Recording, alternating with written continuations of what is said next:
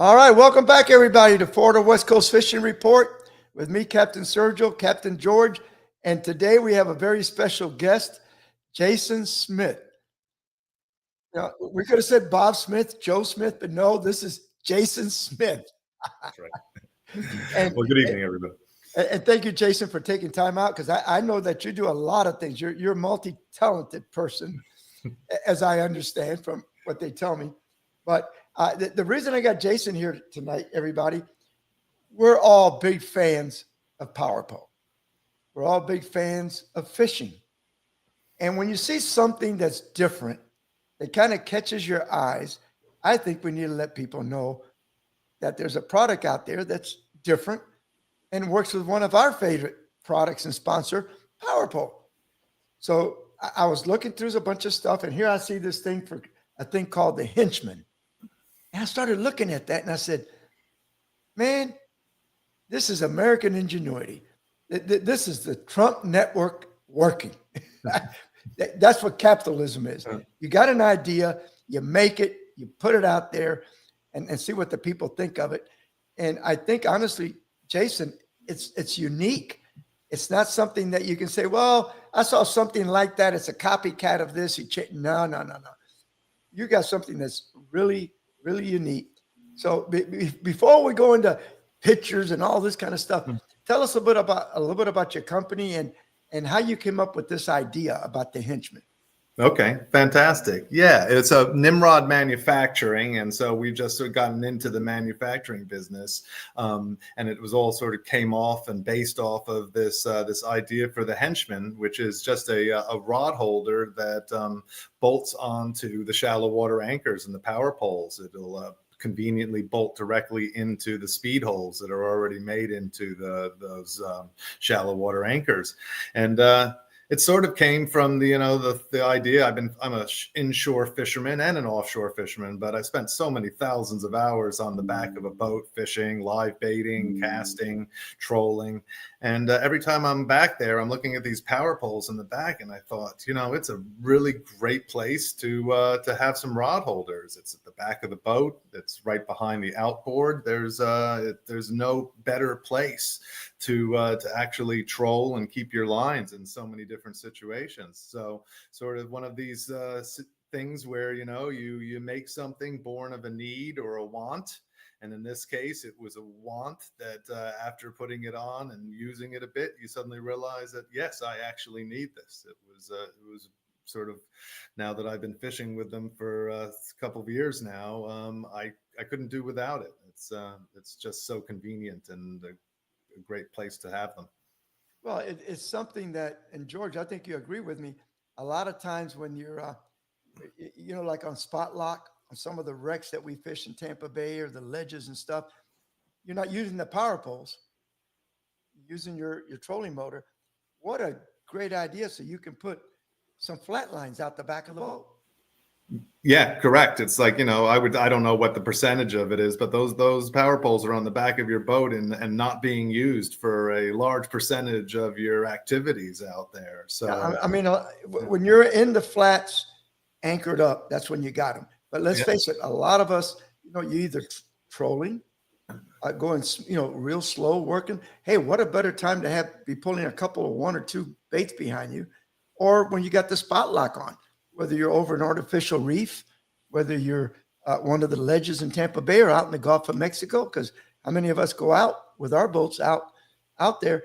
You've got an extra set of rod holders that are really up high, out of the way.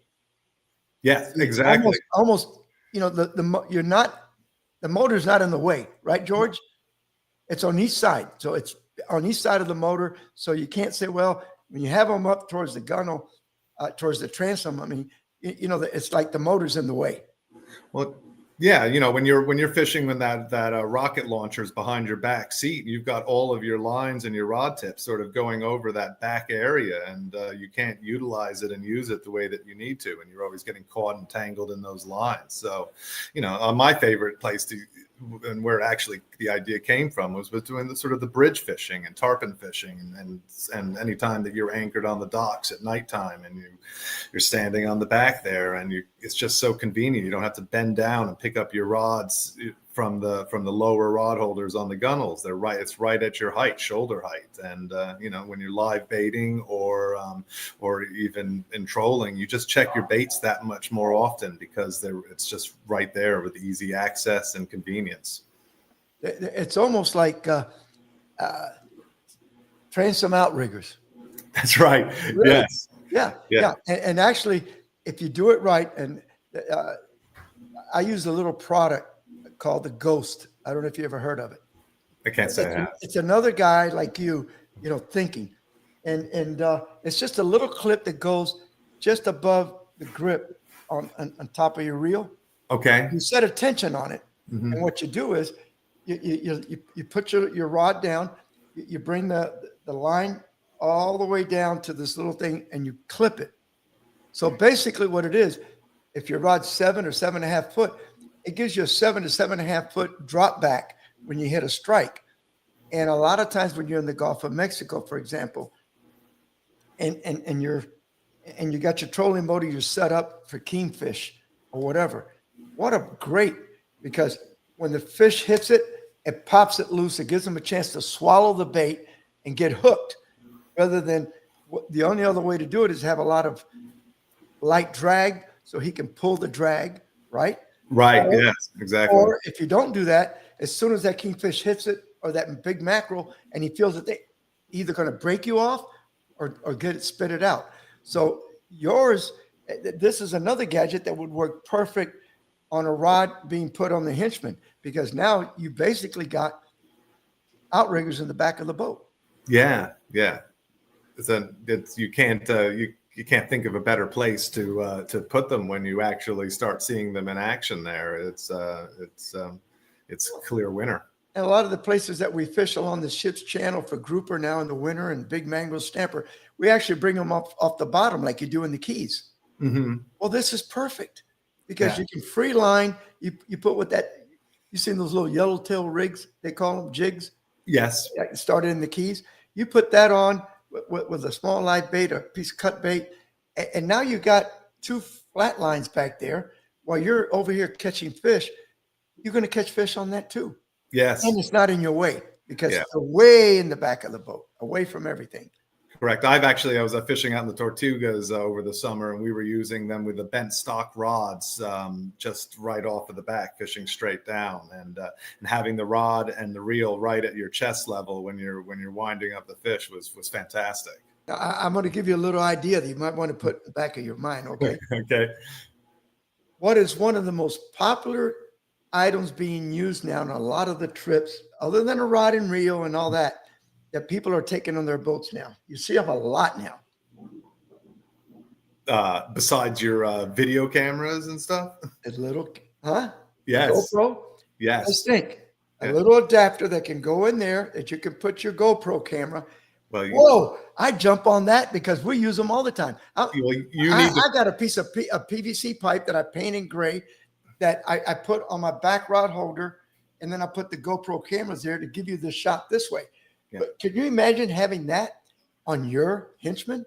Yes. Well, there's going to be a whole system coming. You're going to need to check back with us. I'm glad you brought it up because we're going to be able to mount cameras and lights, and you'll be able to use them in the the deployed position underwater and also when in the retrieve position. So imagine you could have underwater lights that were up lighting up your deck, and then also deployed and lighting up the water beneath you, and the same thing with the cameras. And so all of that is coming, and I can't wait to bring that back and talk to you again about all of those. Because I even love it with the camera. Just if you deployed the power poles and you get those cameras a couple of feet underwater, right below the boat, and you've got if you have one facing backwards and one facing forwards, and then even when you retrieve the anchors, and then now you have one facing forward and backwards, but in above the waterline as well. So many cool options on that. I agree with you. That came to mind. Boy, the GoPro camera on my boat would be unbelievable. Yes. Yeah. So and then we're seeing pictures of the adapter of the extender where you can put the grill in when you're sort of at the sandbar, which is the other half of what people are doing with these power poles and these shallow water anchors. Some people are fishing. Some people have never fished with their with their boat at all, but they It's use just an those anchoring anchors system. for the sandbar. So and putting a grill on your boat where is a big hesitation for a lot of people. They don't want those hot coals and the fire on the deck of the boat or close to the outboard. So being able to put it over in the water and out behind the boat when you're standing in waist or knee deep water and everyone's around you, you can grill, or you can put an umbrella in it, or you could have both. So the umbrella and the grilling. So yeah, there's it's definitely got a lot of versatility to it, and we're excited about that. I can see, like, you got an umbrella. I got a sponsor, SOS Shades, Mm. and they make shades for the side, everything for the boat. Something like that. Boom, the two poles that go in the back. The shade comes all the way to the front, man. Now you got shade all the way up into the water. Well, yeah, you can put those tension sunshade poles on them. Exactly. Yeah. Every time you think about it, you're like, oh my goodness, this is a great idea, and I can So many do things this you and can all come that. up with. So yeah, so we aim to be in the very near future the Swiss Army knife of shallow water anchors and power poles. So, yeah. And what kind of material are these rod holders made of? Well, the henchmen, as we call them, the S's and the conventional ones are they're all aluminum, and they're locally made here in Stuart. And they have powder coater finishes for the white and the black ones, and they're anodized finish for the red and the blues. If you And want it to match your red pretty and well blue. matches all the power poles. Yeah. Some people may want to have them hidden and sort of camouflaged and blend into the power pole, or some people might want to sort of get loud and put a red, white, and blue scenario on there. You can do all those crazy things. And George, you've been pretty quiet. You got to ask some questions here. I can't hear you. He's having trouble, I think. You got audio issues. Yeah, he's got audio issues. But I can see he's excited by this. Oh yeah, no. I tell you, I'll be honest with you. When I saw it in the magazine, because they send me all the magazines because I'm writing for 4 magazines. Right. When I saw it, I said, "Now that's something different," because there's a lot of things that are copycats. They just change them a little. Yeah. Yours was a lot, and I can't tell because I don't have one in my hand, but from the pictures, it looked like it was very high quality. Simple as it could possibly be, there's so much sort of extra thought going into it, and especially for the quality. I want it to be a lifetime thing. In a world where everything lasts 3 years and then you have to replace it, you may upgrade your power poles, your shallow water anchors in the future, but you're going to take these units with you and put them onto the new unit and take them with you. And when you get ready to do the lighting part, I've got a company that you ought to talk to. Okay. All right. Stratocaster. Yeah. They're right here in Largo, in Florida. They supply all the big boats, the smaller boats. In fact, like Pathfinder, all the underwater lights is Stratocaster. Most of the big companies, and it's all manufactured here. It's not overseas. It's manufactured in Largo, put together in Largo. The owner, the vice president, they're all master engineers. That's all I know. These guys are, when we went and visited them, I've known them for years. Brian, way over my head, but they make everything. I got behind me one of the boards that I use at the boat show, but they integrated like with my Lowrance or Simrad or Garmin. You can integrate it where, like, all my lights on my boat, I can change colors. I can go blue, red, green, or white. I can decrease the intensity, and it's technology, and they do this all in-house. Yeah, that's brilliant. It's nice. That's the goal is to bring all this manufacturing back to America and to make things again. And I'm very proud to do that. And my whole goal is to keep it as local as possible and feed. Well, you're helping the local economy. Yeah. Plus, we get quality. This is South Florida is an area of boaters, and everybody knows the marine industry and understands what it takes to build something that's going to last and be useful to the circle. So I mean, you know, that's what's made like PowerPole so famous. Yeah. Is number one is if you ever have a problem, they take care of it immediately. Yes, this No customer question. service is outstanding. So yeah. Another great company like yours locally here is Bob's Machine Shop. Okay. They're here in Tampa. They make the jack plates. They've been Right. doing that Yes. for 30 years. I mean, their quality is perfect. And I saw how we were there, George and I were there about 6-7 weeks ago, and we got a tour of the place and actually filmed it all and did a little thing that's going to come up on one of our YouTube shows. How they just got this solid piece of aluminum and how they machined it and did it, and things that we didn't know about. Like, you know, you see a lot of TH jack plates, but they pointed something out to us that we didn't know. You say, you know, I should have known that, but I didn't realize it. All the T&H are two-piece jack plates. You got a standard one size, and then they add the 2, the 4, the 6, or the 8-inch on top of that to give you Right. the extension. Not Bob. Bob, if it's a 6-inch, it's a solid piece, 6-inch. That means you don't have all these bolts from the stress start working loose after 6 or 8 months, and you get so just little things like that. That's what the American people can do.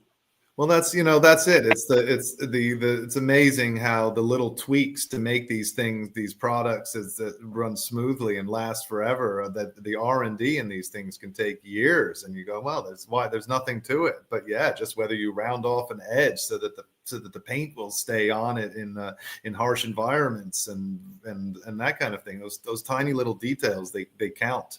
And that's, you know, where we built ours with the welds and everything like that. You know, one of the features I wanted to bring up is I use them as cleats so that I can cross my dock lines over the top of my outboard in docking situations. So they've been designed that you can put a cleat knot onto the rod holder and then tie them up to the dock and cross your lines or whatever is convenient in all of those scenarios. So, you know, they're built to hold up to that. You know, a fish is not going to pull it apart then. Yes, no, it's not going to fall apart. And, you know, and I spoke to the guys at PowerPole during one of the ICAST events, and they're like, well, we're not worried about you tearing our equipment apart. You know, the only thing we're worried about is how you installed the unit to the back of the boat and whether it's going to come off there. So yeah, that's right. I think one of the key features that we didn't touch on, we've been talking about the whole fishing and using it for different things, but also go back to the regular layman that owns a boat might not be comfortable in drilling new holes in his boat to get more rod holders or doesn't want to afford to have somebody do it for him. You know, here you don't have to do that. Anybody can bolt stuff on and you're done. Yes, it comes in the kit. There's rubber insulation on all of the mounting plates and the backing plates so that there's no damage to the powder coating surfaces on your shallow water anchors and power poles. And you know, we have tethers on there just to secure your rods down. Not that I've ever lost a rod, and I've tried, you know, through the R&D process. I've lost Yeah, but you know, in the box, it comes with all the stainless steel hardware, the stainless steel backing plates, the tethers, and everything that you need to just mount it on. And you know, when I say it takes 2 minutes to put one of these on, that's 2 minutes if you drop the nuts and bolts a couple of times. But it's a real quick and seamless. So it's pretty easy to. Yeah, it's so fast and easy. Now, if somebody wanted to buy some of these, where are they going, or is it online only?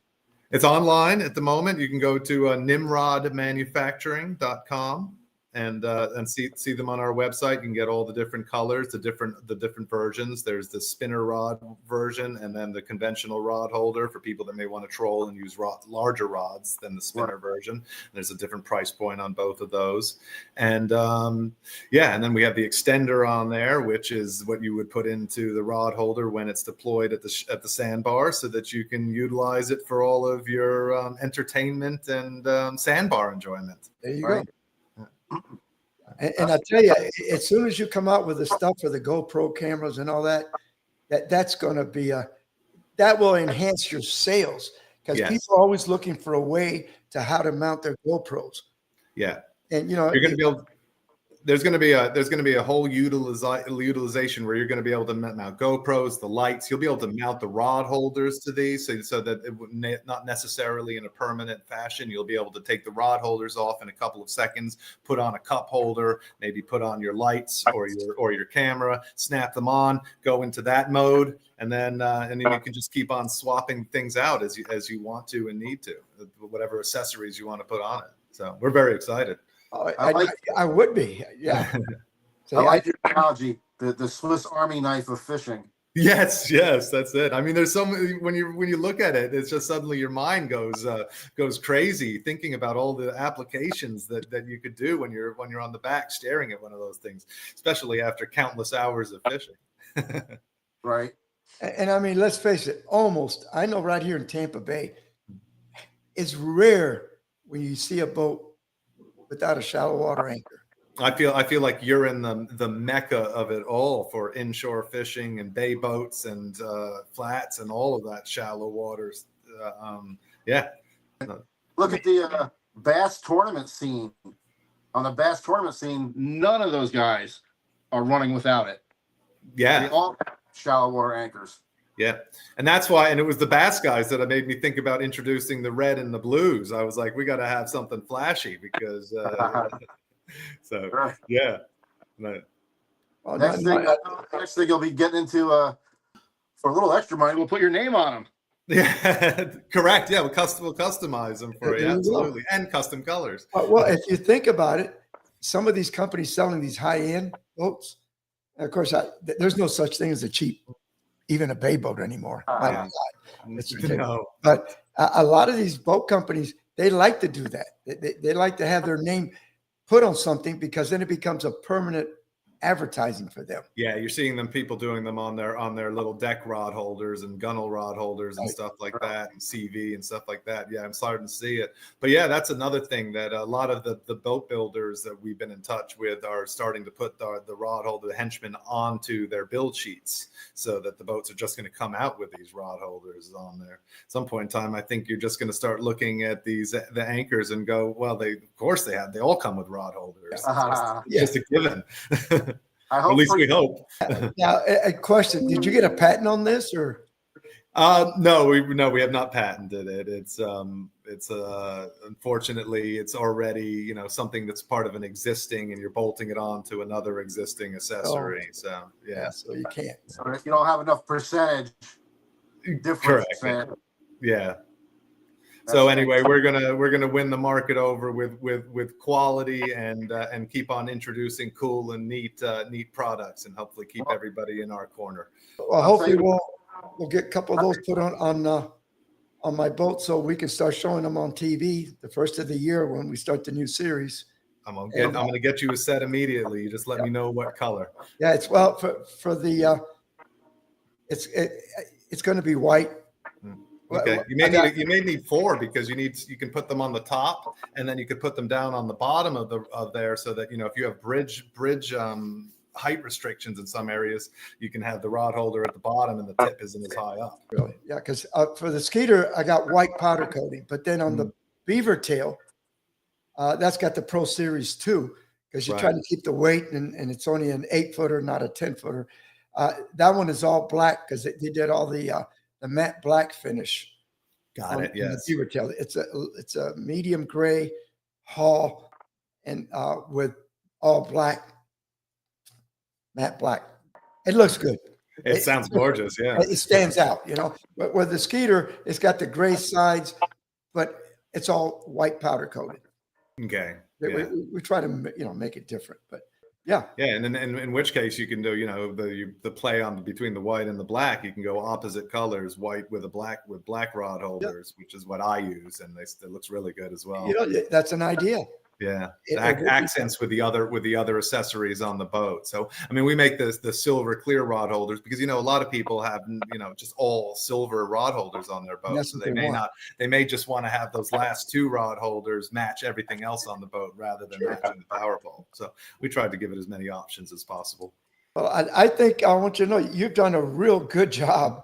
I think our viewers but what's good about being on this podcast, it stays on forever now. Right. What we find out is we have a limited audience tonight, but then by the end of the week, everybody goes to season. Right. Everybody's got busy schedules these times, and so they managed to fit it in. It's a great platform. So that's and they get some time, and sometimes I wonder if they're at work watching it on their laptop or their computer. But it's okay with us. We don't care. Wherever it is, that's no problem as long as they're watching. but Jason, give us again the name and the site where you want people to go to.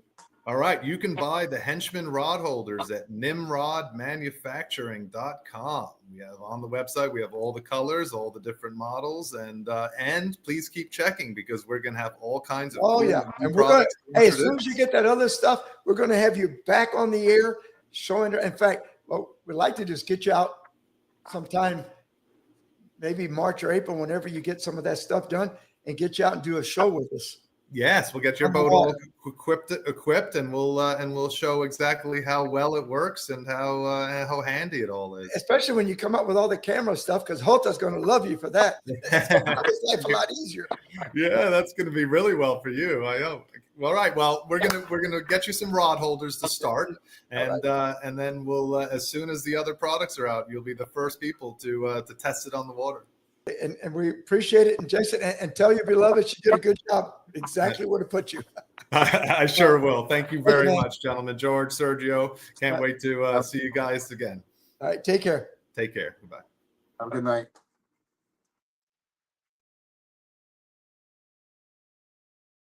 All right, everybody. I hope you enjoyed that, because I tell you what, this is exciting. When you think almost everybody's got a power pole, George, and now you'll be able to do a lot of this stuff. It's like for me, I had to make 2 pieces of PVC pipe and put like an elbow in one so I could put my GoPro camera when I go out by myself or just with some clients. Now you got them right there. You'll be able to pop it into the little bracket to that rod holder, and you got them right there. You can put one facing towards the back, one facing towards the front. If you're flatlining, you can have them facing towards the flat line. You can have them facing to the side. I mean, I just see a lot of, not just as a rod holder, I just see it all the stuff. Right. And he beat me to the punch, because when you guys started talking cameras, I thought, oh man, you deploy it and now you got your camera down in the water. You can watch that fish being reeled in. That's pretty cool. It is. It's super. All right. So let's see. Wow, 7:30. We've had a lot of fun. Let's do maybe a Tony Franklin, and then I've got some stuff to talk about. I think you got some stuff to talk about. Okay. All right. So let's get. Hi, Captain Tony Franklin back with this week's fishing report once again. This week's been a really good week for fishing. The weather's been really nice towards the end of the week. We got a little bit of a cooler weather on Saturday, Sunday morning. Anyway, the fishing's been fantastic this week. We've caught quite a few redfish, catching them in some of the deeper channels up against the mangroves. Most of them are coming out of a little deeper water area. So the bite's been really good with the redfish, mostly in, like I said, around deeper mangrove areas, not so much on the flats this week. They've been eating live scaled sardines. They'll take cut bait. We caught quite a few this week, so we had a great week on redfish. Had a real good week on snook. The snook are around the mangroves, they're around rocky structures, rocky outcroppings, they're around residential docks. Snook bite's been really good this week. Once again, the trout bite has been fantastic in about 6 feet of water on the outgoing tide or the incoming tide. It didn't seem to make a whole lot of difference. Real consistent trout bite, just free lining it on a #1 hook, small scale sardines. That bite has been really good. There's ladyfish mixed in the action. We're also catching a few Spanish mackerel, although a lot of the Spanish mackerel have basically gone on the end of the bay that I fish on. So mackerel action's winding down. We've been catching some sand trout also, catching some small jack crevalles. So the action on that's been really good. A lot of these fish are up on the flats, so fish the grass flats, you're not really sure what you're going to catch. One might be a mackerel, one might be a trout. So also been a few bonnet head sharks mixed in there once again. So there's been plenty of action. Trout bite being the best this week as far as overall action. So fishing is fantastic. Get out on the water, catch you some fish. I'll be back with my fishing report next week. Between now and then, tight lines, and I'll see you next week. And thank you, Tony. All right, Tony. Appreciate the report. Now, George, did you get to see that little article that was sent out in an email about the Gulf of Mexico federal red snapper for higher season? Did you read that? I did not. Explain this to me, please. I'm just a Cuban. It says the Gulf of Mexico federal red snapper federal for higher season will reopen at 12:01 local time on November 18th, that's week, and will close at 12:01 local time on January 1st. Based on updated landings data, NOAA Fisheries determined that the red snapper recreational federal for higher annual catch was not reached during the open season. Therefore, NOAA's Fisheries is reopening the season to provide Gulf of Mexico federal permitted for higher fishermen opportunity to catch the remaining allocation. Did you get that? Private Yeah, anglers. so because No, private anglers. The reopening does not affect the recreational private angler season, which is determined by state agencies. So what they're telling you is private anglers didn't catch all their fish. So by golly, we got to make sure that we catch the total amount that was allocated to everybody. So we're not going to let the private anglers that didn't catch all the fish catch their share. Let's give it for hire and let them catch the difference and make up for it. And what's really dumb about that, if you were, because you were off on your numbers, they've been off on the snapper numbers. We all know that. But if you were off on your numbers and we didn't meet the quota, why not leave it closed so the following year it should be that much? Everybody was no. already planning on it being closed. So what they do, they open it up for the hire and tell the private guy, well, hey, you lost out. You didn't catch all your limit. So now we're going to give it to them. Yeah, but the guy that's going out 4 times, 5 times in a week for hire, they're going to cremate him. Yeah. I tell you, it's crazy, man. I don't know. But anyway, have you seen any reports on what the whitebait is doing in the bay? Well, right now, I talked to a bunch of different people. The first day that we had the cold snap in the morning, the bait was still there. And I knew, because I've been talking to them, I'm like, I know if we do 2, 3 days, 4 days in a row of that, it's going to move off. So I kept in contact with a bunch of captains. And sure enough, about the 3rd day, they said, yeah, it's scarce. That some of the areas it got scarce, or the only thing left was the smaller white baits. So you're having to move out into that 8, 10, 20 feet of water. But I think next week it's supposed to be warm again. And I think because this is only the first one, I think if we have a bunch of warm days in a row, it'll come right back onto the flat. In my opinion, I don't think they're gone for good off the flats yet. Okay. Because, I mean, it's starting to warm up. But then we get another cold front coming in Friday. Yeah, and if we get hit back to back like that every week, only like 3 days apart, then it's probably going to push them off completely, and you'll be looking at your bridges, your range markers, and stuff like that. The deep water. Switch over to shrimp. That's all. There's nothing wrong with fishing with shrimp, guys. You're gonna People are catching them fish every day. Yeah. You might not catch as many snook, but you'll catch everything else.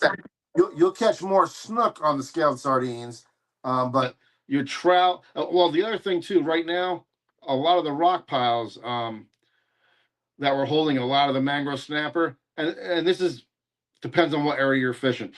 Some areas down towards the mouth of the bay, the rock piles are still holding a decent amount of mangrove snapper. Further up the bay you go, it seems like the sheep's head are pushing the mangrove snapper out of the way and kind of taking over the rock piles in that 8 to 15 feet of water. But we're not getting the real big ones yet. There might be a few, but not. That water temperature's got to get down to the low 60s for those big females to come in to spawn. Big ones. Yeah, for the big ones to come in. But we do have the start of it because we've got the influx of all the males. And basically what I'm being told right now, most of the docks, the usual places where you see sheep's head, they're there now. It's just the size is not there yet. You're getting a lot of the small guys come in. 10s, the 12s, 13s. Yeah, which is not bad. But all right, well, let's get let's get Michael Haynes on. All right. Hey guys, Captain Mike Haynes, Fishbones Charters out of Crystal River, Florida. Well, we're out here in the cold this morning. It's warming up quite nice, but water temperature is about 58 degrees. And this is kind of what we're fishing back here, if you can see it. The redfish, they tend to get onto these muddy bottoms, and they'll be on the south side of mangroves, where the sun is kind of beating in, as you can see. We've got some mullet hanging back there. We've caught a couple fish already. But this is where most of those redfish, when these fronts come through, they'll kind of sit back here in these little pockets, nice muddy bottoms. And they're just sitting there to warm up. You'll find some mullet milling around, and usually that'll bring some redfish around as well. But just using shrimp and a hook, really simple fishing. But the bite is steady. It's not bang, bang, bang, but it's pretty steady. And it's been a pretty good day. Trout are everywhere. That's the best way to describe it. Everywhere out here on the flat, they seem to be biting pretty good, especially on jigs, on mirrodines, stuff like that. Water temperature dropping as it is, these fish will start concentrating in holes, and that's actually what we have back here in that little area. Just a nice little indentation. This water flows through to the other side. So you've got water flow, which is bringing the bait, bringing the food into them, along with the sun beating in, kind of warms this up a little bit. Most of the water temperature out on the flat is about 57, but in here it's about 58. So that tends to bring those fish in just another degree up or so. And that's going to be the winter pattern. So once you come out, and as you can see, there's bluebird skies out today. It's one of those days that everybody says, I shouldn't fish on these days, but you can find them. Just find these little pockets, little concentrations of these fish, and you'll do good. But snook kind of slowed down a little bit. Haven't really had too many reports of snook catching. Definitely sheep's head are moving around. Lots of sheep's head being caught right now. They're going to be pounding there on the rocks, up in the shallows. If you can find some oyster beds, places like that, you're going to find some sheep's head. Well, this is Captain Mike Haynes, Fishbones Charters out of Crystal River, Florida. We'll see you next week. Thank you, Mike. Thank you, Mike. That was a good report. I'll tell you, especially when you have a lot of wind blowing across the top of the water, if you're in that 3 feet of water, that water is a lot colder than if you go find yourself a canal that's 8 foot deep with mud bottom. You know, we have a lot of that around here because of the city, or cities, I should say. We have a lot of canals that have that muddy, dark bottom, especially if you find a canal that doesn't have like a bunch of water flow. It's definitely going to be warmer, especially if you have those metal corrugated seawalls where the sun's beating on that and heating that water up. That's a good combination. And again, it's you know what he was saying. You got to find those little deeper indentations. Yeah. And the muddy bottom. If you picked up on that, it's a good time to fish the muddy bottom because that's going to hold the heat a little better. And anything, if there's 3 feet of water and 10 feet away, there's one spot that's got 4 feet of water, or 3.5 feet, you got a better chance of getting fish out of that little spot because that little bit of difference, that's 3 inches, 6 inches a foot, could mean a degree or 2 or 3 degrees warmer water. You know? Yeah. And then, you know, the seawalls, a lot of the seawalls now have that corrugated metal seawall now. And that, when that sun is radiating on that, that's like a little radiator going down into the water. And you can get a couple of degrees out of that sometimes. And that can make a difference. Look for your seawalls that have that. And maybe, you know, some of these seawalls have rocks in front of them with the metal. That's a really good bait attractor, food attractor for sheep's head, redfish, you know, all of them really. But myself, like if I was planning my day out with the kind of cold mornings, you know, you might want to target the trout in the morning. You know, that's a fish that really feeds well, even in the cold. So I don't think that cold will bother them. Where if I was looking to catch snook, I would wait till midday or even a little bit past midday so that water's really warmed up, and the snook seem to bite better when it's warmed up. Well, George, now is a perfect time to use a jig head and a saltwater assassin or Yep. one of those soft baits and Yep. fish along the edge of the drop offs and the canals and places. That's where the trout are going to be. They're going to be where they're close to some kind of food source, but where they can get warm pretty quick.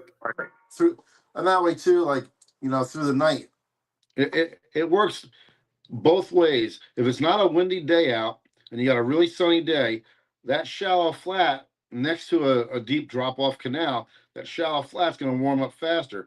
So at night, they'll drop down into that deep water to stay warm through the cold night. So first thing in the morning, you might want to check the canal, the edge of the canal where it just starts to get deep. But then as the day warms up, those fish come out of that canal up onto that flat because the darker grass areas are going to heat up quicker than deeper water. So I agree 100%. Now, here, I got something else to talk about.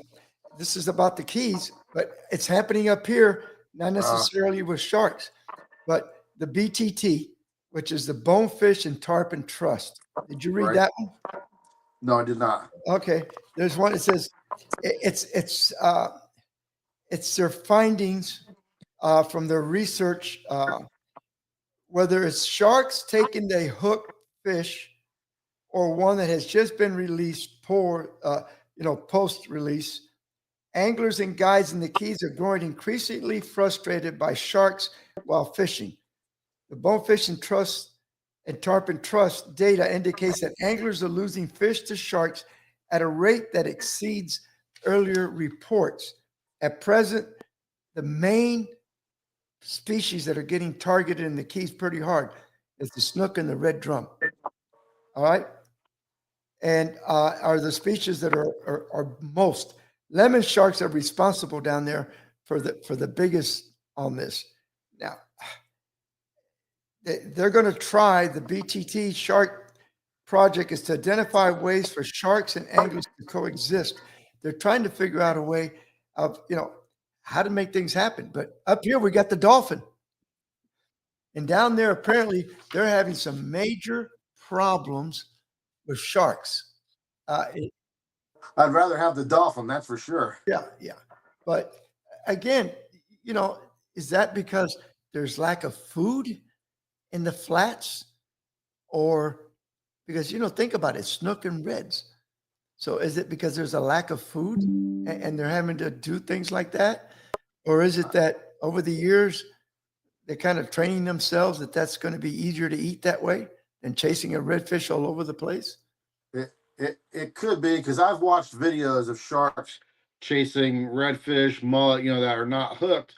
And, just like the dolphin have adapted and learned that a fishing boat's going to release undersized fish that are tired and they've got knowing what to look for. The sharks could be adapting too, saying, hey, we hear a boat motor, they're going to be hooking fish and they're just going to hang out in that area waiting. It's possible. But it's funny, of all these little things are starting to come up, Yeah, and you're seeing it like in different places too.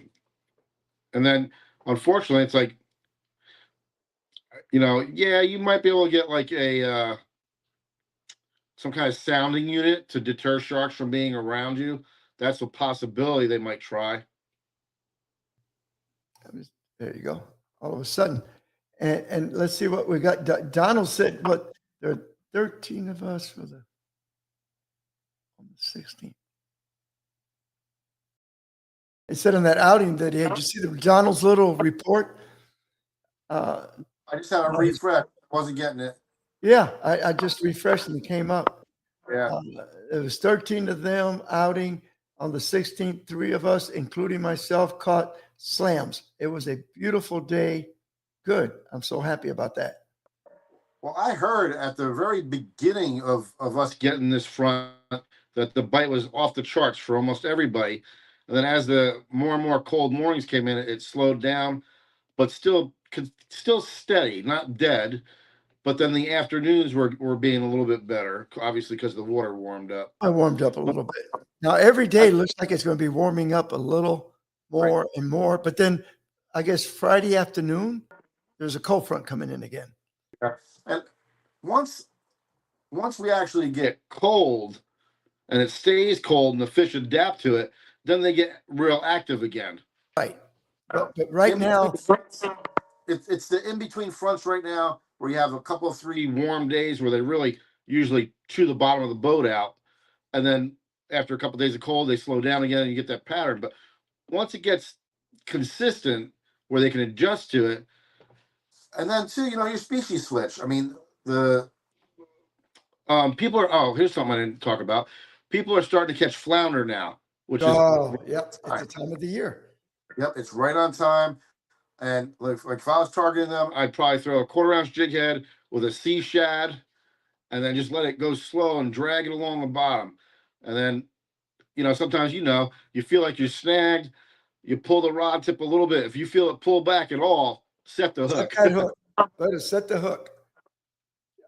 Well, George, let's get Bucky's Okay. report.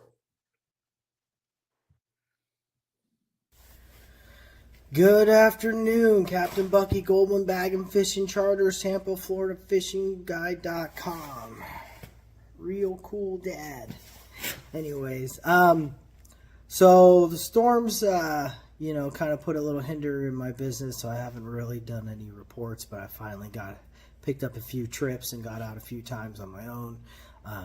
Bait's been pretty good. It depends on where you're throwing. Sometimes it's a mix of thread fins and scaled sardines, but a lot more scaled sardines, and the bait's getting a lot better size lately, so some actual jumbos mixed in there too. So that's been pretty good and consistent. Just kind of focusing on the down current sides of the bridges and stuff like that. So haven't really tried to get out on the flats because I've been getting it at the bridges pretty well, so no need to get all that seaweed on the boat. So fishing's been really good. We're getting into the negative low tides, and with this cooler weather, we'll probably, come December, late November, and into the winter, we'll start getting some foggy days. So I gotta caution you when you're going out. Those are just the most dangerous days to go out, and people just haul butt wherever they want to go, and they don't take into consideration that someone might be coming at them full blast. So just look for some of these foggy, cooler mornings coming up. Should be interesting some days. We've had some real low tides when I got out. Low enough negative tides where you can't really get out on the flats and fish. On some of the edges, yeah. So look for some of these reds and trout and snook to be pushed out towards channel edges or in the canals and stuff. Some of the deeper grass flats, if you can find some, if you have some in your area. Unfortunately, we don't have too many up in the upper bay, but there's definitely some more grass growing on the flats, and there's been some fish. Haven't seen any tailing redfish lately, but this should be the time where they start tailing and artificial fishing gets good. So trout bite has actually been really good in our area compared to the last previous years. We've been catching a bunch of nice trout on white bait, some on jigs, so that's been good. Gotten some real nice redfish and a few snook mixed in. Redfish bite has been key. One of the things, I was fishing in one of the canals and stuff, and weren't getting a ton of bites, but I put on a little split shot and say, let's get this bait, see if it'll swim down a little further, get down towards the bottom, and sure enough, that was a ticket. We started whacking some fish. Thursday, I had a single angler for 6 hours, and at the tail end of the outgoing tide, we were catching a few fish, and then it kind of simmered off, and we were just bouncing around, catching a few here and there. And then as soon as that tide just started to come back in, that bite turned on, and man, we whacked 25 redfish. Not a lot of big ones, but some decent sized ones mixed in. A lot of nice trout from 16 to 18, maybe close to 19 inches. So that's really good to see. Let them all go. Let them go, let them grow. And then yesterday I took out a gentleman and his son for his 13th birthday, plus his son's buddy. Ryan had never caught a snook, a trout, or a redfish. He got all three.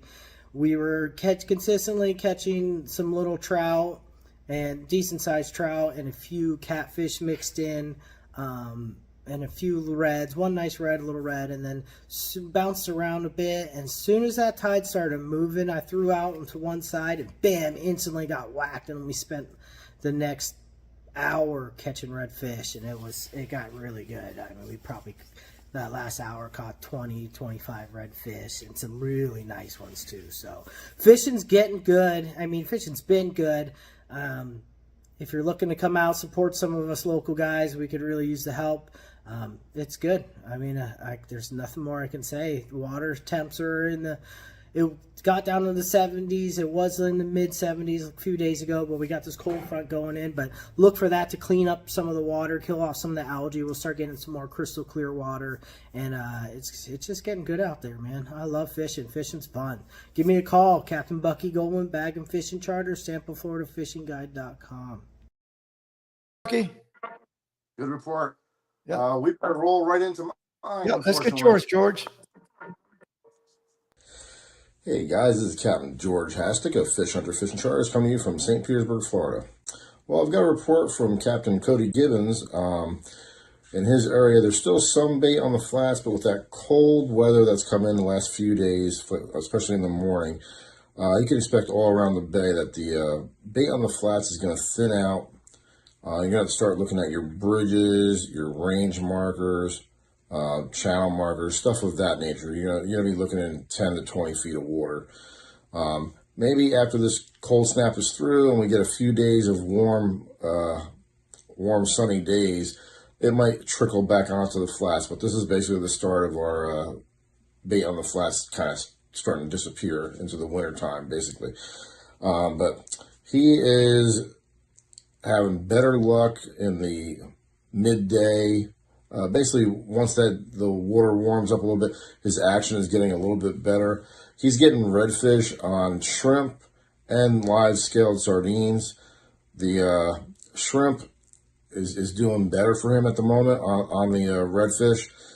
The snook that he's getting right now, he's getting the snook on the live scaled sardines. And then the trout, he's getting on both. And he says the live shrimp he's putting under a popping cork, and then he's free lining live scaled sardines also for the trout. Now the redfish, he said on the lower tides, he's finding them in the canals and just deeper docks. Just look for deeper water. Usually it's going to be near where the flats are. So when the flat goes low, they come off the flat and they go down into a canal or channel or something that's deep to keep them a little bit warmer. And then as the tide comes up, we're still finding them up under the mangroves, tucked way up under. So you got to get that shrimp in there and, get it right up under the mangroves. The other thing he's got is a lot of and we're seeing this around the bay, not just his area, a lot of the rock piles that were holding a lot of the mangrove snapper, sheepshead are starting to take over. There's a lot more juvenile sheepsheads being caught, Johns Pass area, South Shore, St. Pete area, but they're starting to really move in. So the more this water cools off, the larger ones are going to move in, and then we'll start getting those 18s, 19s, 20s. But right now, Captain Cody Gibbons on the South Shore, he said he's basically fighting to get any mangrove snapper because there's too many sheepshead taking the shrimp for him. Now in our area, we still have the same kind of basically what's going on. Today was a slower day on the water. Granted, this is like the third morning of cold mornings for us, so that's what's happening. And then as the day warms up, the fishing picks up a little bit. Our area is kind of the same thing. Some areas, the redfish are still responding to scaled sardines, especially on the northern part of the bay. But some of the areas, the shrimp are just kicking butt with the redfish. So, it would be good to have both, but right now, you can't go wrong with shrimp. Because the other thing is, all these sheepshead that are moving in, shrimp, fiddler crabs, those are your two best baits for the sheepshead. And it's only going to get better with the sheepshead. especially in those rock piles. You're going to look at the docks, bridge pylons, but the rock piles in that 10 to 15, even 20 feet of water, but that 10 to 15 seems to be a magic number for the good-sized sheep's heads. Snook, it really, especially for me when I'm out there on the colder mornings, when it starts to warm up a little bit and the water starts moving, of course, moving water is always key. That's when the snook seem to come alive a little bit more. The redfish are a little bit more lenient. They will hit even in the cooler mornings, but most of the action has been as the day warms up a little bit. The trout, still in that 5 to 6 feet of water, patchy, grassy areas. Throw yourself a quarter-ounce jig head, saltwater assassin, sea shad, a little P&V. Those will work. That'll get it done for you. So the action's out there right now. A little bit of mix of everything. Keep an eye out for the water exploding and showering. You're going to get into where ladyfish and jack crevalles are going to start doing that. A lot of fun, good action. And then other than that, it's a good time to start trying to throw some artificials, soft plastics like the saltwater assassins, maybe some mirror lures, and topwater lures too are always fun with those trout. All right, this has been Captain George Hastic. Have a good day. All right. All right. Good job, George. And Yeah, that's just the hey, pattern. we got about a minute left, you know. It's nice. I tell you, I like when we bring in people because it gives us, to learn about new products, you know. Sure, and let the viewers see something new that's coming out, and if we didn't say it, thank you, Bucky, for the report. That was a good report. That's right. Yes, sir, Bucky. Thank you. We're kind of rushing to get all the reports in real quick. I know because we're almost out of time, but again, hey, we want to thank you. We're wishing you and your family a very happy Thanksgiving Yes. Happy and a Thanksgiving. safe one, please, if you're traveling. And thank you for helping us with the show. We hit 30,000 viewers, so We're on we our way. appreciate. Now we want to hit that 50,000 mark. Yes, sir. You know, when you think about it, just a little over a year ago, we wanted to hit 7 or 8, and now we're at 30, trying to Yep. shoot for 50. So thank you, everybody, and have a very, very happy Thanksgiving with you and your Happy- family. Take care.